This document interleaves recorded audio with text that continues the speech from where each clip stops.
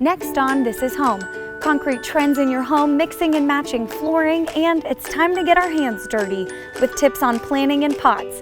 So settle in as we bring you This Is Home. Summer is heating up on the South Plains, and that means barbecues, swimming pools, and those great West Texas nights. We're talking tips and trends for your home inside and out. I'm Taylor Lee Payne, and welcome to This Is Home.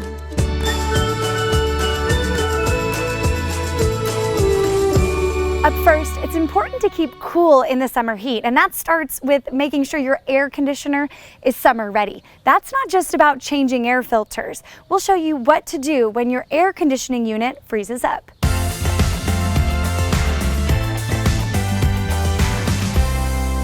Here in the dead of summer, we are going to talk about HVAC units. This is crucial for everybody's home to work properly during the summer. So we're with Dusty Mitchell now with Plumbing Service Company. You guys don't just do plumbing, you're the HVAC master as well, right? That's correct. Okay, so me, a homeowner, what's the first thing I need to do to make sure my house is prepared for June, July, and August?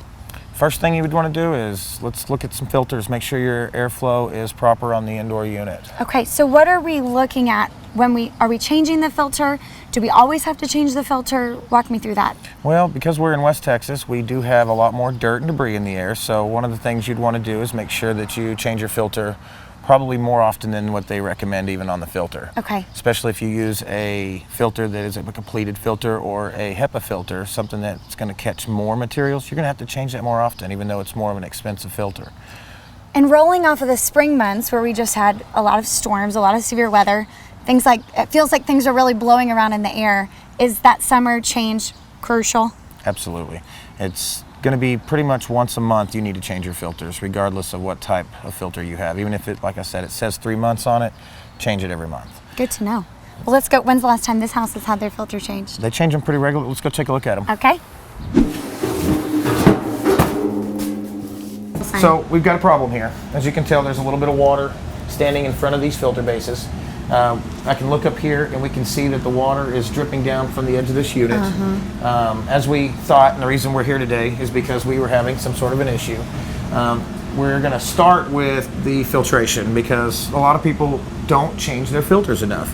And when we get in here, like we were talking about earlier, we're going to look at these filters, and the first thing we're going to notice is that, again, and that's wet as well? That filter has been wet. If you ever notice a wet filter, you've got a problem.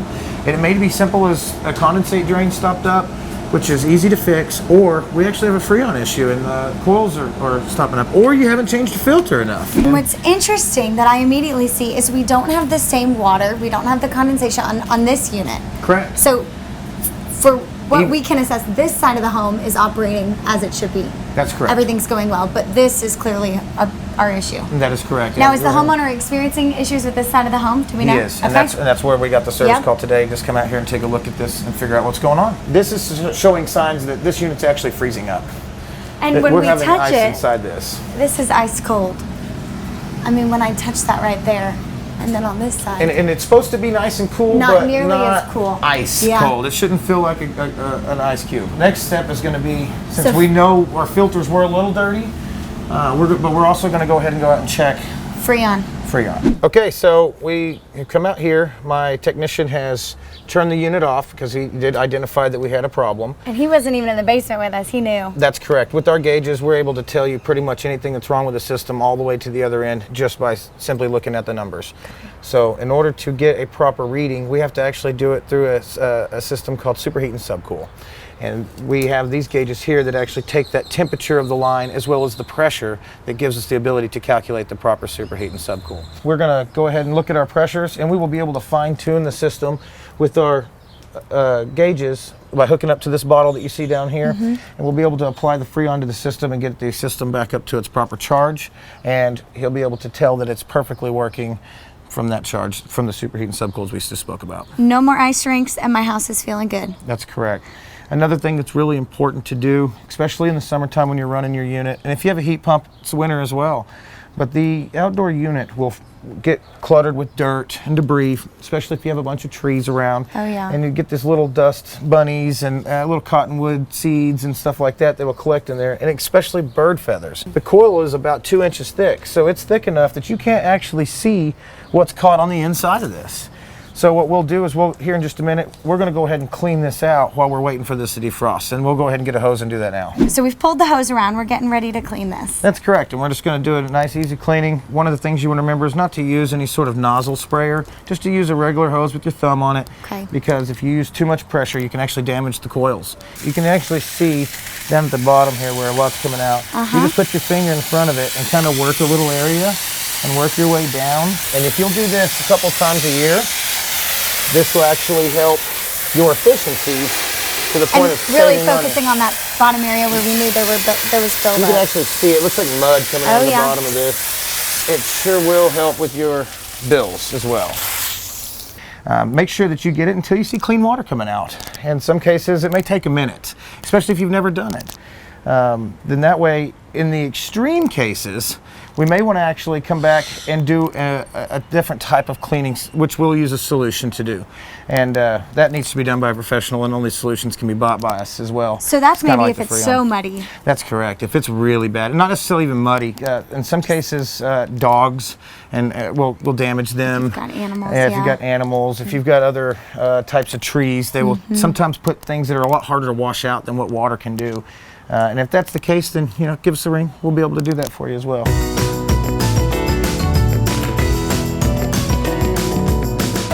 Next, we're headed inside to see how mixing and matching your flooring can be functional and fun. Let's walk through some latest trends in West Texas flooring. Well, there's a few weeks out of the year where all of us get to dream, and you know what? The first thing I see when I walk in this parade home, hardwood floor. Sure, stunning hardwood floors. Real hardwood Real floor. hardwood floors, the real McCoy. When you're doing a parade house, you want the real deal. And a house that's this beautiful and That's this what makes bold. it a parade house. For sure, and that's, and that's, a real hardwood floor is beautiful and adds an accent to any and every space that really, really pops. And this is a beautiful light hardwood, wider plank, longer plank, has that grayish element to it.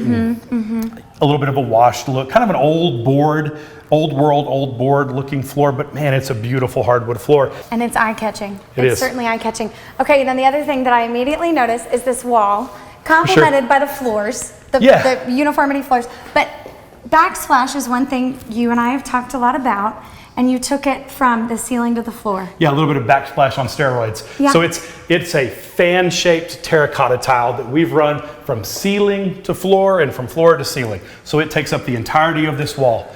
And that's, it's a way to really make your house pop and really make your house stick out. We've got a gold terracotta fan shape. Kind of a platinum or Platinum, chrome. Yep. Chrome colored, same shape, same tile, just painted. And what it is it's painted to match the pools. You'll notice the pools in this room Absolutely. are also gold. Yep. And so you get a little bit of the gold element in here. Uniformity, but something just a bit different. And it makes the floor look so good. One thing we talk about a lot when we're in these homes is the functionality of your house and the fact that we live in our house. So we wanted to kind of walk through this part of this home, starting with the garage and stepping into this really, really beautiful pattern tile. Because it's different, right? It's different. It's more functional. It's different, it's unique. Again, it's a tile I've never seen.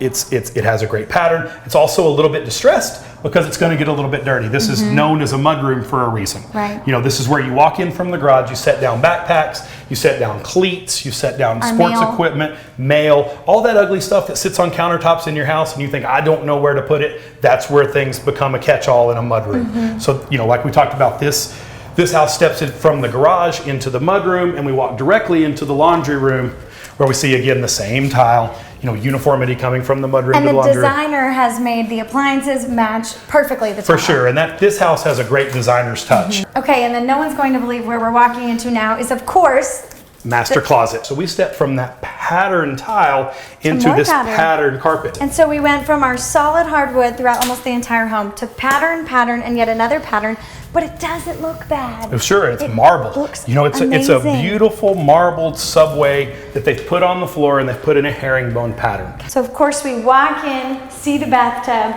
More tile, more pattern. I actually think this pattern reflects what we saw in the laundry room. A little bit, sure. You've got kind of that crosshatch look, you know, the X in there. And again, floor to ceiling. Just like we did in the kitchen, we've got floor to ceiling. A functional yet beautiful element of this home. Beautiful. Now, you just taught me about this. Sure. This is called Schluter. And that's Schluter's a game changer when you're trying to put tile for sure on a wall. Schluter allows you to avoid having to have bullnose. And if you're familiar with what bullnose is, it can be somewhat cumbersome and not always the best looking thing in the world. Schluter is a way to trim out a shower. It's, you know, these two tiles meet right here and they have an unfinished edge. These are marble actually. So they have an unfinished end to that marble. So we use this Schluter profile to trim that out, to cover up the unfinished aspect of these marble tiles. Now we're walking out of the marble floored bathroom to this 5th type of flooring we've now seen. Second carpet, 5th floor, another patterned carpet here in the master suite. It matches so good. Sure. Same colorway. You know, same again, very neutral, very muted, but with a pattern, so that you get a little bit of fun out of it. It's not just boring carpet. And then naturally we step out of the master bedroom into this hallway, back onto the beautiful wood we began with. Man, what a house. What a beautiful home.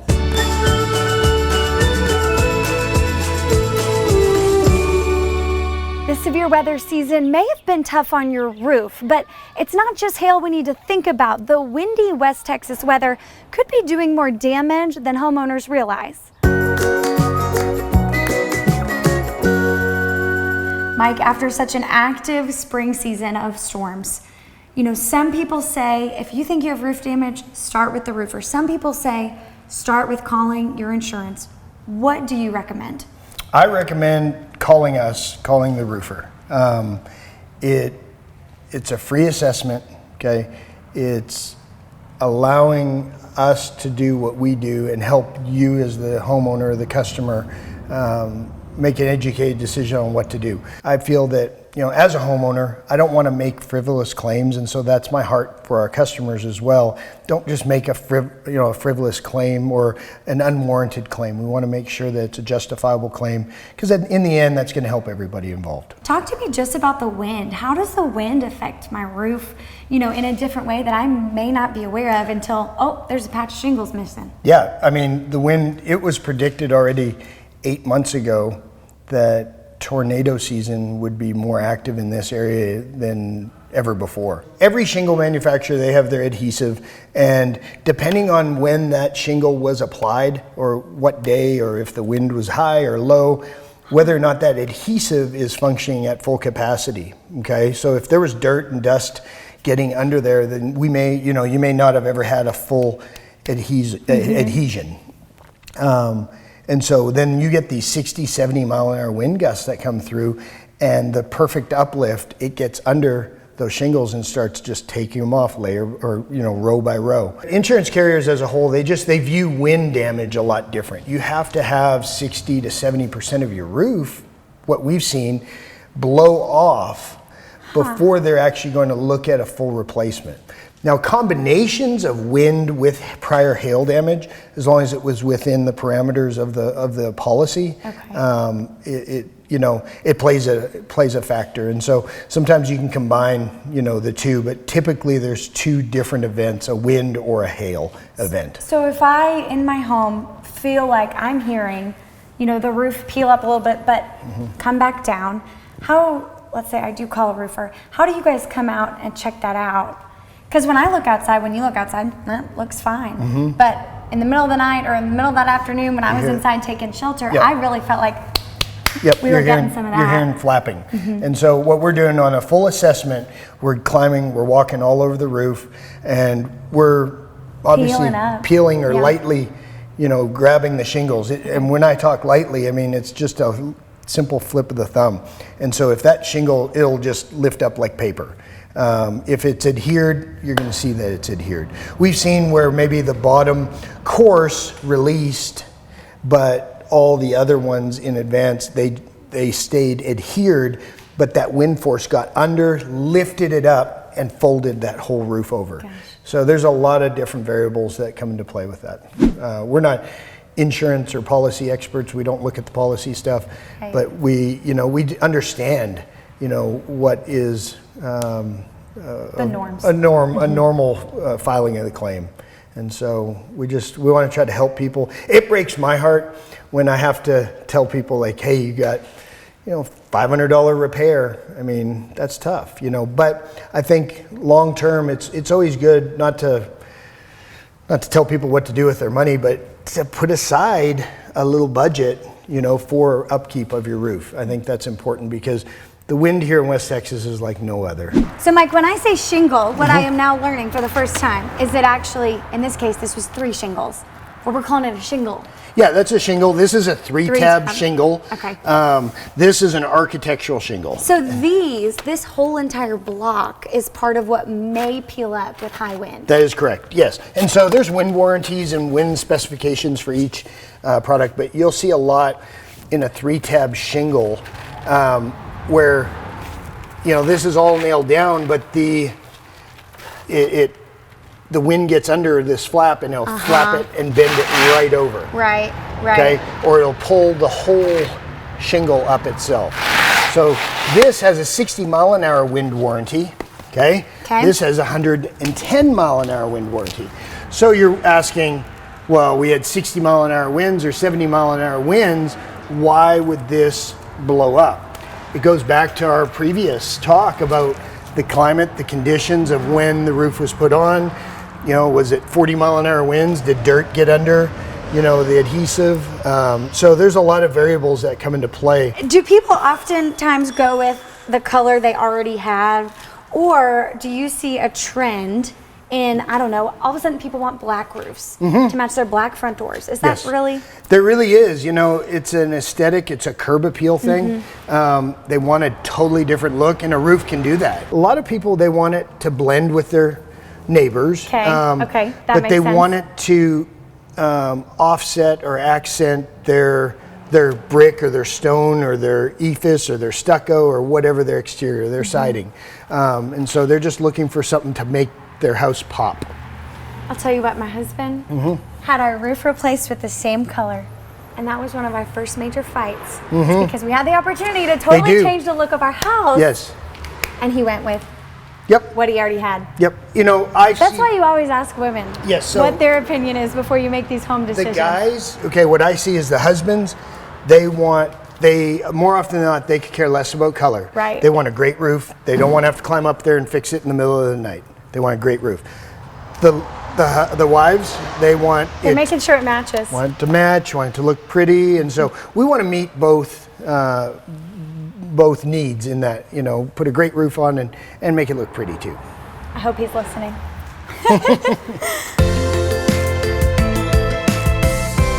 Sun or shade, annuals or perennials, the options seem endless, but this expert helps the plants in your yard thrive and look good too.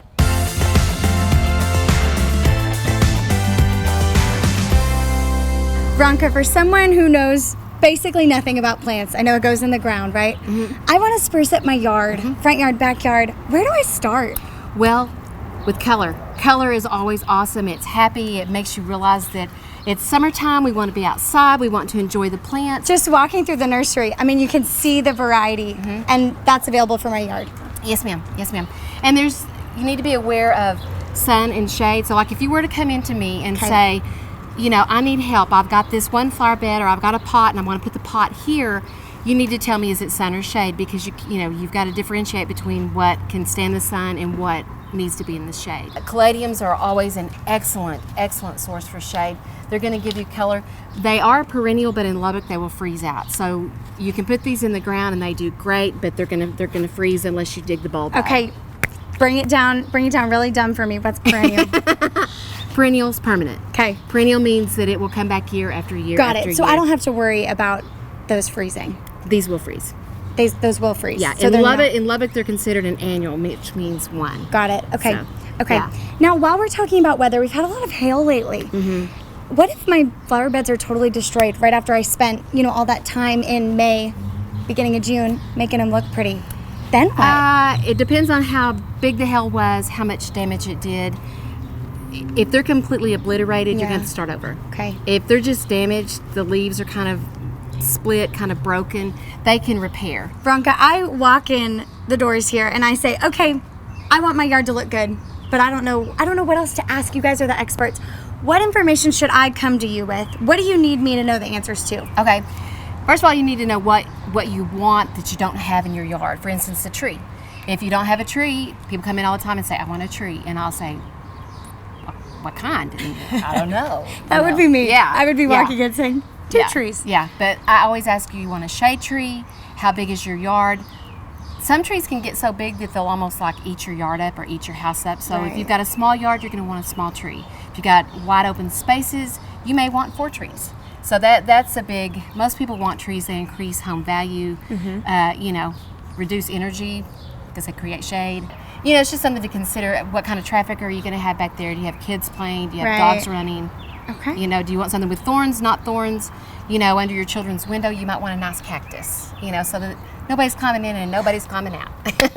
What a good parenting trick there. Yeah. I like that. Bronca, what's the benefit of doing a potted plant instead of just putting all of my plants, my flowers, right in the ground? Okay, you can move them around.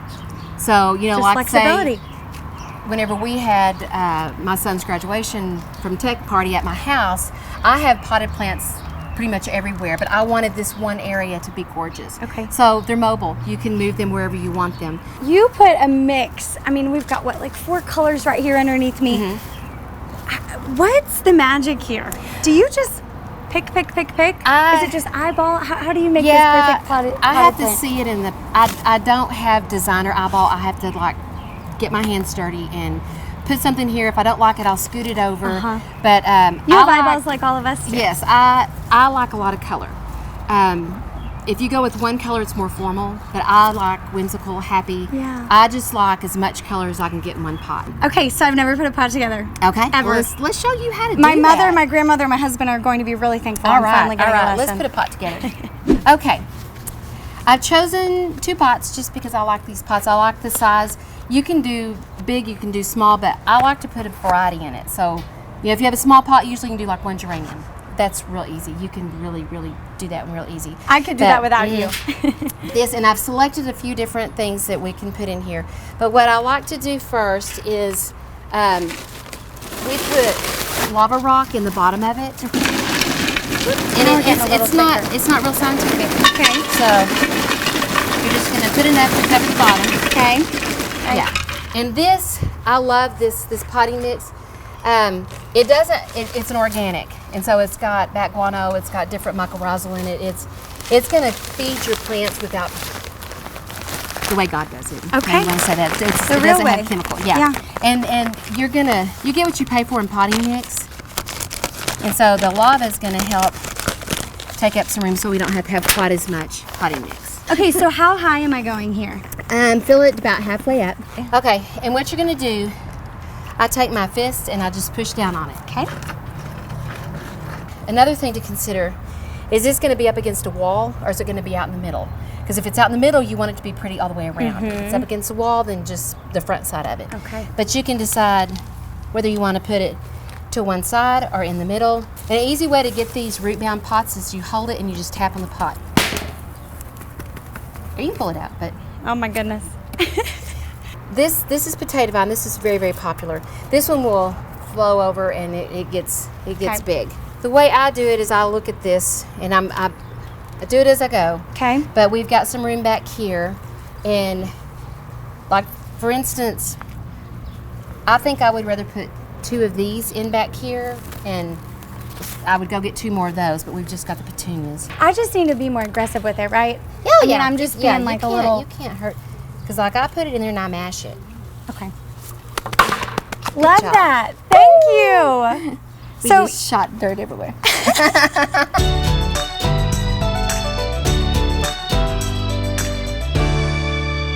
concrete, it's not just for slabs and driveways anymore. We're talking countertops and creative ideas inside and out in places you may not expect.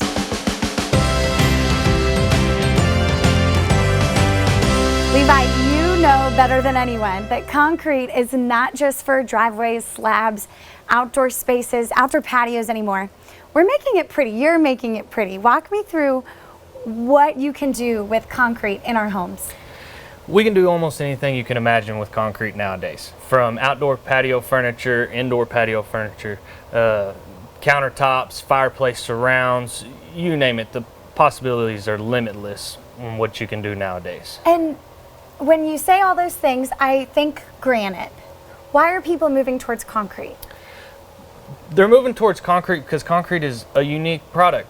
Everybody has granite. You know, you can go to your neighbor's house and they can have the exact same piece of granite that you do. With concrete, that will never happen. It's so unique in itself, there's no two pieces that will ever be the same. What are my color options? Anything you can possibly imagine. From Purple? Purple, you want purple, we can do purple. Okay. White, any color of the rainbow, you can do it with concrete. I know that with just about every type of countertop we put inside of our home, we're expected to maintain it and seal it. What's the process with concrete countertops? With this process, if you properly take care of it, you don't ever have to seal it. The sealer would last a lifetime. We don't recommend putting hot pans directly on it. Okay. Because it can affect the sealer and it can create micro cracks in the concrete over time, which can eventually make a big crack form. How do I clean this? It's very low maintenance, super easy to clean. Soap and water, you can clean it with regular glass cleaner. Nothing acidic is what we tell people because the acids in certain cleaners can affect the sealer. This is incredible to see the variety in colors just with these 4 right here. Now, this white one is my favorite. If only our driveways were this pretty looking. You know, they don't make white concrete. We actually have to mix our own special mix to get a white product out. That's the best thing about concrete. Even though I do it all the time, every piece is a unique piece of art. Why do people usually want these different types of edges? They would want these different types of edges because it's customized. You know, you can't get this type of edge on any other countertop product. So I can tell you, I want grapes And we could in my bathroom counter. We Cool. could do a grape edge and a grape sink. So you ever done that before? I have not, but I can do it. And then in contrast, here we've got exact same product, right? Yes. Both concrete, but this looks so much more sleek. Yeah, this is more of a modern style concrete. That's what you see a lot of nowadays, is just a slick square edge versus the granite look. You know, because people don't think you can make concrete look like granite, look like a natural stone. This is what most people think of concrete. So you said you've got all kinds of outdoor solutions as well. Yes, we've got a concrete tile that we can put down over your back patio that's cracked, or even a new slab that you just want to spruce up. Yeah, I want my patio to look prettier. This is almost like a tile, that pattern, but this isn't the only one y'all have. No, we actually have 2 other different types of molds that we can do. One's a slate, more of a square look and tile, and then we have a wood floor plank that you can do.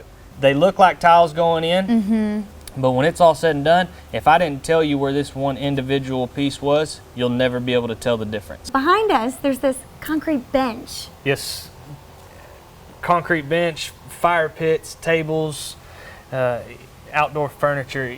The outdoor furniture that won't blow away, Exactly. that the wind won't take. How Yes. much does that bench weigh? It probably weighs about 350 pounds. Man. Will not move. So if I dream it, you can do it. Absolutely. Well, that's it for this episode. Remember, you can go to kcbd.com/thisishome to watch previous editions of the show, as well as extended cuts from this show with all of our experts. See you next time right here on the South Plains, because this is home.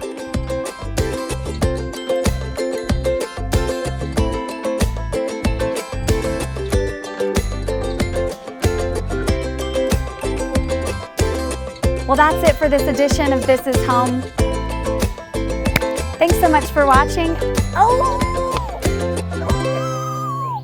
To me, coverage you can count on means keeping the community connected. From every neighborhood in Lubbock to all our surrounding towns, we work hard to deliver the news you need. We are stronger together, and sharing your stories keeps us all connected. I know families look to us for news, and we do our best to deliver what's important to you. Working together, we are able to learn more and create a better, stronger West Texas, and that's why we bring you coverage you can count on. You've always counted on us to cover the news that's important to you. keeping you informed with the latest stories and updates that you need to know. Wherever you are, we're right there with you. Live stream newscasts, news you've missed, breaking stories and weather 24/7 on the KCBD mobile app or at kcbd.com/live, and watch your news on your time. Nothing is more important than informing you and reaching you instantly, wherever you are. This is what we mean when we say coverage you can count on.